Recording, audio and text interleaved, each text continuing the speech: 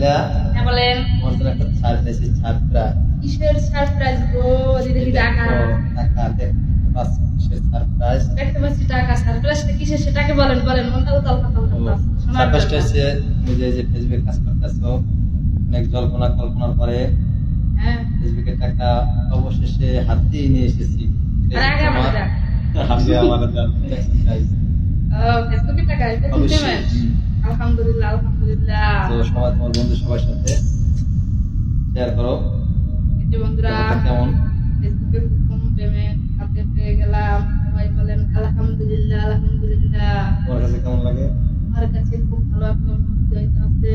কারণ অনেক জল্পনা কল্পনা অনেক কথাবার্তা এই কিছুক্ষণ আগেও একটা ভিডিওতে কমেন্ট আইসে আমি পাগল মানলেও যদি আমি টাকা ইনকাম করতে পারি তাও আলহামদুলিল্লাহ। আপনার মনে কেমন অনুভূতি থাকে বলেন? তোমার চোখের পানি চোখের পানি কেন? অন্তরে গা এটা তো আনন্দের কথা। তারপরও টাকা পাইছি আলহামদুলিল্লাহ। মানুষ কি বললো না বললো ওরা এটা জানার বিষয় না। যার নাম আছে তার বদনাম থাকবে। তো টাকাটা উঠানোর একমাত্র উদ্দেশ্য আমাদের ঘর ভাড়া বেঁচে গেছে। আল্লাহ এটা তো তারপরে যে আমি বেতন পাইনি 2-3 মাসের, এই জন্য মানে কয় টাকা হইতে পারো এটা টাকা। মানে আমি তো আমার খুললেই দেখতে পারিনি। আমার জন্য হয় সারপ্রাইজ। 16,000 বেশি বেশি আছে। তো এই জন্য বেশি টাকা উড়াই নেই, বেশি টাকা দরকার পড়ে না। এই জন্য তো সবাই যা পেয়েছি হাতে দেখি আমার অনুভূতিটা খুবই সুন্দর লাগতেছে, খুবই ভালো লাগতেছে।